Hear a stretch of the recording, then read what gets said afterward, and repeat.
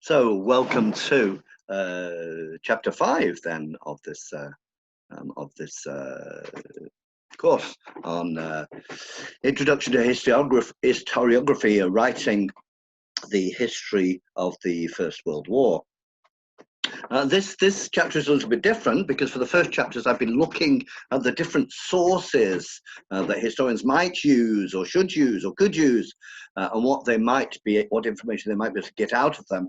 And I also in class looked a little bit at my work on music hall in the United Kingdom. So what I want to do today then is look at a second project which I did and explain a little bit to you, in the hope that this will give you some things to think about how history is produced. And so here, and at the same time, I'm going to show you this poster. In fact, there are two posters. Here's the first one. And also tell you what a poster is. Yeah, so a poster in academic conferences is something which is more flexible than a paper. A paper, you're in a particular room at a particular time. You talk often for 20 minutes, so don't spend too much time wasting time at the beginning about your specific research. Whereas a poster is literally, as you see, a poster. And you put it up and sit next to it for a couple of hours in the intervals. And with a bit of luck, people come up and ask you questions. Yeah, so it's supposed to explain in the minimum number of words. I have rather a lot of words here, I found, but what your work is. And this particular project was beyond the question of morale, popular song around the world during World War I. So by this time, I knew quite a lot about popular song in Britain. And I had got a series of, I found a series of colleagues around the world to say something about popular song in their countries. Of course, around the world is rather pretentious, because I think I have 6 or 8 countries, which leaves, of course, an enormous number of other countries. And nevertheless, it allowed me to look at what were the different vectors, what are the different factors, what are the different regularities of popular music. And you can see that I begin the poster up here with defending my thesis, which is that popular song is not an illustration of real history, which takes place elsewhere in muddy trenches or oak-panelled offices. It is a series of mass activities which are in themselves part of the history of society. That is to say that contrary to what people might sometimes suggest, that popular music is just for fun or just for entertainment or just a break from reality, that in fact, I'm claiming that popular music in fact is an enormous part of reality and part of people's lives. Popular music today or 100 years ago is something that millions of people care a lot about, are prepared to make real efforts to go and find. So after that, then, if I'm faced with these different countries, and I had people from Spain, Portugal, the United States, France, Ireland, Britain, Serbia, and a couple more, I have to find out what are the questions, because obviously we're not interested in simply collecting a list of songs and what they talk about. And indeed, one of the things we very rapidly agreed on is that popular song is not just a collection of words and music, but it's a collection of mass activities, which, you know, later on in the century might be collecting records. At this time, essentially live music. The gramophone had been invented, and indeed from 1904, such famous singers as Caruso had sung for the records, although the quality today we would find quite poor. Nevertheless, gramophones quite expensive, and going to see live music far more common, or indeed singing yourself. So that was part of it. So here are some of the questions we asked then about popular music. First of all, we were thinking, what creates the audiences? What is it that makes people go to the musical theatre at the time? This is the music hall, whether it's in Barcelona, whether it's in Cape Town in South Africa, because the colonial capitals around the world loved music hall, especially for the colonists. What was it that created the audiences? Well, first of all, what we were very much interested in urban popular music, that is to say, traditional popular music in the villages, often not written down, was of less interest to us. And when we looked at, for the First World War, what were the important vectors which were creating the audiences for popular song, the first one was urbanization. People moving into towns and expecting life to be different, expecting there to be a greater variety of experience, whether it be dance, whether it be humor, or whether it be song, and so on. And here I mentioned, people moving into the city, wanting to be modern, wanting to daring and cheap entertainment. A second vector that helped create the audience was pianos. In the United States, 300,000 pianos sold every year. In Britain, there are 3 million pianos at the start of the war. 3 million pianos. That's one for every 15 inhabitants, infants including, included. So a massive possibility with the spread of the piano, which is not a rural traditional instrument, but very much an urban instrument. And the main product which this produced is the sheet music. The sheet music was sometimes sold in millions. So perhaps the two main products, the sheet music and the ticket to the music hall. The gramophone is on the rise little by little, but the number of people who buy a record of a particular hit show is in Britain, for example, less than 1% of the number of people who might see it on stage. The industries are also naturally enough influenced by, and that was our second question, what influences the industries? And notice in English we can say industry, we're talking about big money. And in highly urbanized Britain, theatre chains swallow up the independent music halls and invest lots of money building music halls which seat 3,000 people and can be decorated lavishly, and they can use special effects in their shows. They're quoted on the stock market, so this is big companies. Yeah, so this is moving us away from the idea that the only origin of a song is the person who felt they needed to sing it, they needed to write it, but very much the economic side, which also leads me to mention in passing that the songwriters at the time in many countries, certainly in Britain, certainly in the United States, felt themselves as entertainers and certainly were not, very often did not think of themselves as artists. They were not interested in developing their art, and indeed what was typical for the music hall was to sing the same songs every week or every night for 10 years, 20 years, 30 years.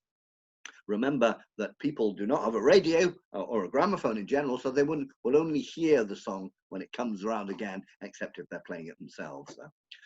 So the concentration of capital was important in Britain, whereas in Paris, less concentration of capital, the Café Concert, only a couple of hundred seats will dominate, and only a small number of towns have big variety of theatres, contrary then to Britain. And in Portugal, a more rural country still than France, we see what Pedro Felix referred to as a business without an industry. It's not yet strong enough, solid enough, still does not make enough money to count as an industry. So we've got what produces the audiences, because without audience, no genre of popular music. What produces the industries?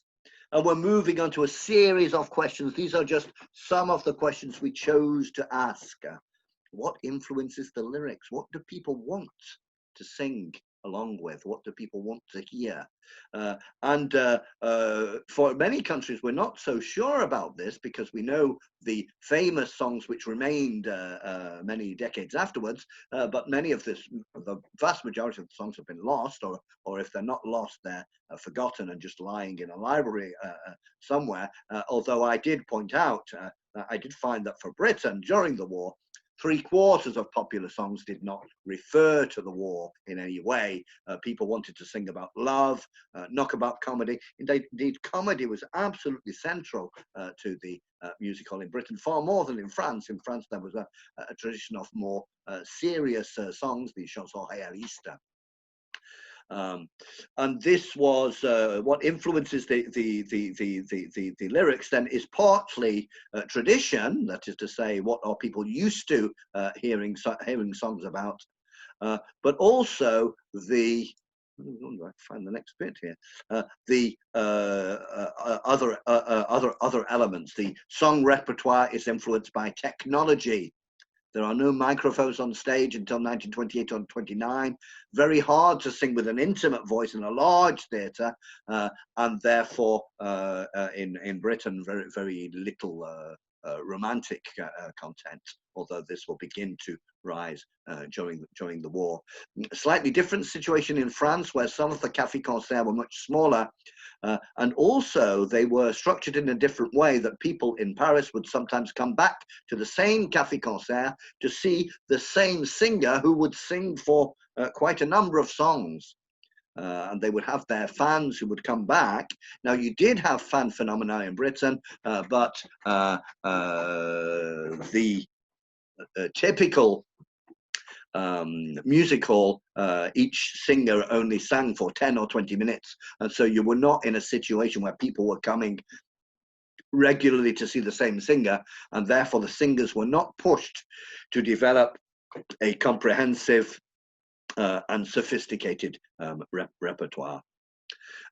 The British songs were based on being jolly, no songs about hating Germany. There used to be melodramatic and tragic songs, but they had become rarer. The structure of the show also influences the song repertoire. If you're going to go on stage after the elephant act and before the jugglers, it's quite difficult to do something very philosophical or romantic. And as I said, the working class music hall singers in Britain did not see themselves as the voice of the people or as a great artist. Not at all. They saw themselves as entertainers, very much animating the evening. Let's have all the ladies singing now. That wasn't very good. Let's have all the gentlemen singing, and so on and so forth. Now, the effect that the songs had was one of the questions we wanted to look at. Of course, pleasure is obvious, although pleasure is so obvious it can be difficult to understand. Why do people like a popular song? And indeed, when we today listen to, as perhaps I showed you last week, when we today listen to popular songs from 100 years ago, we may find them rather difficult. They're not very sophisticated. They are singing to people who hear a few songs every week, mostly the ones their family can sing. If you can imagine that the only songs you heard, suddenly radio and television and everything disappeared, and the only songs you heard were the ones your family could sing. That would bring the level down somewhat. I'm sure it would. But of course, songs can also be political in the widest sense. That is to say, you have songs mocking the suffragettes. You have songs, racist songs and anti-Semitic songs in both Britain and the United States. This is something which is not unusual at the time, and indeed, Edwardian racism did not know itself and had not named itself, and there was practically no objection to racist content in Britain, contrary to in the United States, where the movement for the abolition of slavery had led to a certain consciousness at least among political people, about what racism inside entertainment could be, although they didn't use the word racism at the time. Certainly gender identity was very important there. What did it mean to be a man? What did it mean to be a woman in this new world that was changing? In Germany, for example, there's the famous singer Claire Waldorf, who used to put on stage a sophisticated woman of Berlin as an identity, and this is something that the women in the audience would like to imagine, that they were like that. or as the men in the audience would find that attractive. Other forms of identity, like white and black identity, are important too. And Scottish identity, many singers would put on stage particular identities like Scottish or Irish, and build the identities in this way. Some of the songs could be quite serious. In France, there are very much, they go into detail on very painful questions. Songs, for example, by a woman singing about how, although her man has come back severely injured and unable to play the sexual role which he normally would, nevertheless, she will still love him. It's very tragic but very serious subjects. And indeed, the French repertoire in general deals with social questions and emotional questions and psychological questions, which the British repertoire does not. You have another example. There are songs about how hard it is for women, the women narrator, how hard it is when her husband is away for all year because she doesn't have sexual relations with him, and so on. There's songs in France about how terrified soldiers are that perhaps their wives are looking are around other men while they are away. And some of these can be very melodramatic. I remember a French song about a soldier coming home on leave. He's got a couple of weeks at last, a holiday if you like, and he arrives at home. He's been away for more than a year, which was not unusual in France. He's been away for more than a year, and he arrives and he looks through the window and he sees a little baby. And he rushes into the house and he is about to kill his wife when she manages to explain to him that this little baby is an orphan, a refugee orphan that she has agreed to look after. Now, this is supposed to be, of course, a story, a melodramatic story to get everybody excited, but it's also dealing in a fictional manner with very real fears about what could happen while they are away. So what effect do the songs have? What do people want popular song to do for them? And this is a question for historians, but not only. All sorts of scholars looking at popular music have been looking at this question: what does popular music do for people? Once we've accepted that it is something which is important and not just trivial, taken for granted, that there's nothing that people previously thought there was nothing to analyze, nothing interesting there. Once we've considered that it is interesting and important, then you get this question to be sorted out. The other influence on the music is the musical tradition in each country. In whatever was the kind of music which people were used to listening to. In Portugal, then the fado.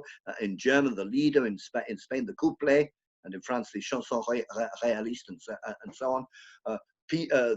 The music which was produced during the war depended on what people were used to producing, what resources were available there.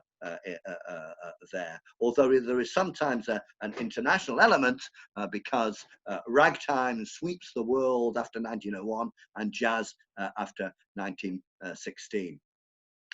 Now, it's important to remember the limits which are made by the industry itself.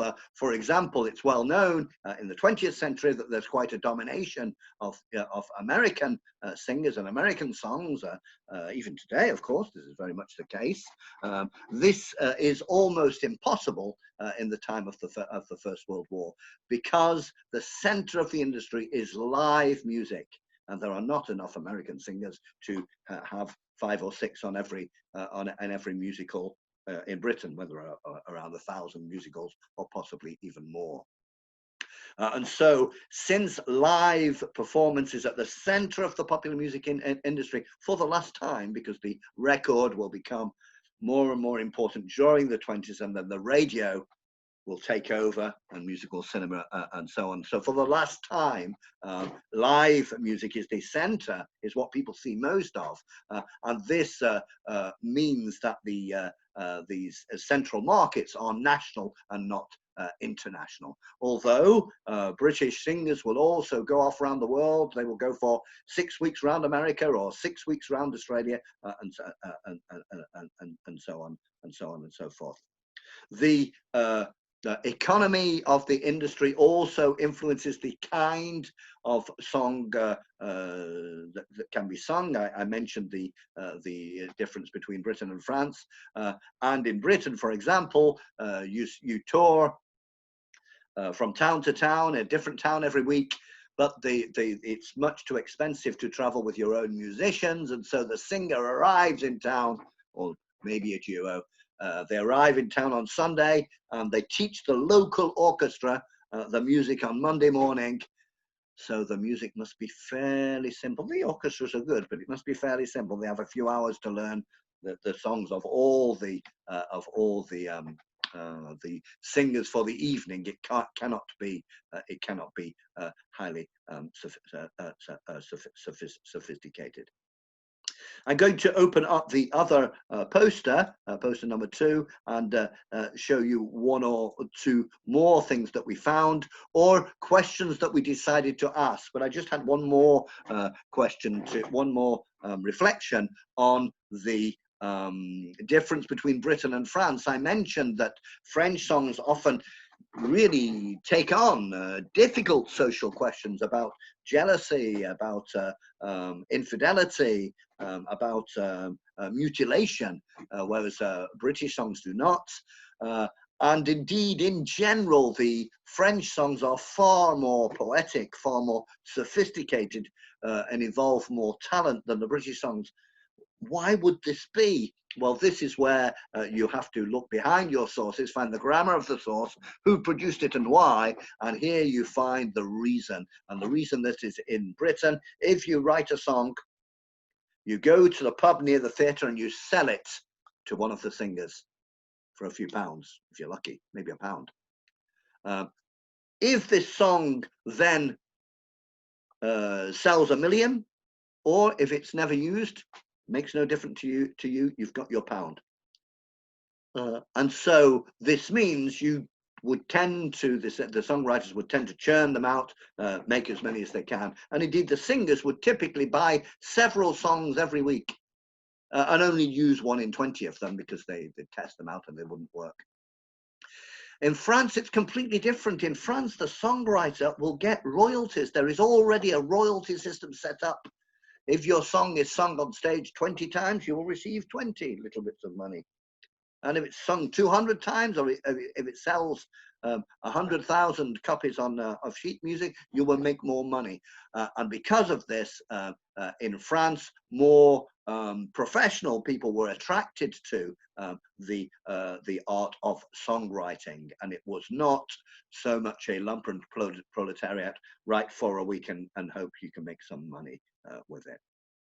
So looking here, oh yes, that's fine. One of the important questions which was which needed to be looking at was the question of soldiers and singing, because of course what most of the studying we did was that were urban singing in music halls, in café concert, in theatres, in couplets, and so on and so forth. But it's also well known that singing among the soldiers is an important part of army life, in particular in Anglophone armies. And so it was important to see how many of these songs had survived, and whether we could learn something historical, something interesting, something social from looking at these songs. Well, first of all, you can see some of the information there, that in different armies, the place of production was different. The United States Army established compulsory group singing and hired song leaders to do the singing along the lines that singing would raise people's morale, make them more able to fight, more enthusiastic about it. In Britain and also Australia, Canada, New Zealand, there was an important tradition of self-composed songs, songs written by soldiers, sung by soldiers for soldiers. And it is to be noted that these songs are extremely different from the songs which were being sold and sung around the piano or in the music hall in Manchester, Birmingham, London, Glasgow, and so on. It was rather difficult to find out why they were so different. Many of the soldier songs were anti-militaristic, along sentiments like I want my sergeant dead and things like that. And also many of them were very vulgar. I've put a couple of examples here, but there are much more very sexual, if you like. So why should they be so different? Now, some historians or some commentators wrote that the reason was life was so different for the comfortable civilians at home and for the hard life of a soldier. They needed these songs, and they were not patriotic in the way the civilians were. But looking in more detail, as I was able to do, this turned out it turned out that this was not true. Because in fact, in the armies, they also sang all of those musical songs which were popular in London. They were sent out by letter, or soldiers who'd been on leave had come back and sung them, and they were extremely popular. The soldier songs provided a supplementary repertoire to say things that the musical songs were not saying. And also which the religious hymns were not saying. So soldier songs don't talk about trusting in destiny or trusting in God, because we have religious hymns for that. Soldier songs don't talk about the amusing side of romance or the importance of patriotism, because there are musical songs for that. The soldier songs do cover the aspects which are not covered by the other repertoires. And that is, first of all, anti-militaristics. Yeah, why did I join the army? I must have been crazy, that sort of thing, and vulgar songs. And some of the soldier songs are extremely graphic. Hanging on the Old Barbed Wire is one of the better known of them, where the song goes through the different members of the army and says, "Where do you, have you seen the general? I know where he is." And where is he? He's drinking whiskey a long way behind the lines, and goes through the different members of the hierarchy. And the last verse is, if you've seen the ordinary soldier, I know where he is. He's hanging on the old barbed wire. He's dead, and he's hanging on the barbed wire between the trenches. So soldiers and singing involved looking at detail. Where were the songs sung and why and to whom? And the reason that they could be vulgar is that where the music hall song in London had to keep the whole audience happy, everybody had to sing along or it was a failure. Whereas in the army, the soldier only had to keep his fellow soldiers happy. And very often the hierarchy would not be present or not be listening, perhaps sometimes deliberately not be listening. The soldier song repertoires in France were considerably different, because there was a long tradition. Every French person had had quite a long military service, and they had learned a whole series of anti-German songs, which were passed down from generation to generation since the French defeat in the 1871 war, whereas the British soldier songs, like the musical songs, are not anti-German. In Canada and elsewhere, the armies finally began to build officially supported amateur entertainment troops, because it became seen as something important. Remember the typical experience of the soldier in the trenches: 2 weeks of horrible fighting and then 6 months where nothing happens. I'm exaggerating a little, but there is something of that going on. Another question I wanted to mention here was the question of anti-war songs. Now, anti-war songs were, of course, difficult because only a minority in any country were willing to be openly anti-war. It felt unpatriotic. And certainly anti-war songs were almost never produced in commercial theatres in any country once the war had broken out. However, before the United States got involved in the war, they did and could produce anti-war songs, such as "I Didn't Raise My Boy to Be a Soldier."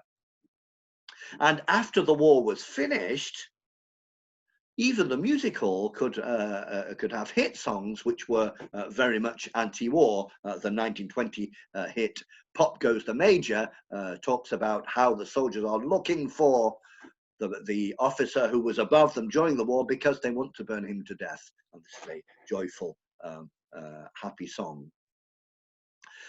In France, there is one very well-known anti-war song, the "Chanson de Caron," which is not only an anti-war song, but a class war song of how the rich are doing well out of the war. But it was quite popular, but it has often been seen as typical of French soldier songs, and in fact, it is a very exceptional example. What was much more common were songs about how hard life was in the army. And so in Portugal, there is the Fado of Bullets and Rats. In Germany, the well-known song "Ich hatte einen Kameraden" about losing a comrade. So these are some of the questions we came up with, and I'm just going to finish with this one. And this is the question of morale, because one of the things that people, commentators regularly said, oh, yes, that singing is good for morale, popular song is good for morale, and indeed many elite commentators at the time who were not really in favor of popular music in general, thinking that high culture was superior, they would accept, so they would be more positive about popular music because it was building morale. And morale is often used as a common sense expression in works of military history, but it has recently been questioned by some historians, such as the French historian André Loez, who have underlined that it is a concept which tends to eliminate the political aspect of soldier attitudes. Wanting the war to end at once is a political attitude, but to the army hierarchy can just be a sign of low morale. Army companies which had excellent morale were often sent to the most dangerous places. In fact, having only average morale in your unit meant you were more likely to survive the war. If you were in the army, the best way to survive the war was to do your job, but no more. No more than your job. So this chapter has just wanted to show you some of the questions and some of the answers that we came up with when we wanted to ask the question, what is the role of popular music in different countries around the world during the First World War? Thank you for listening, and there will be another chapter soon.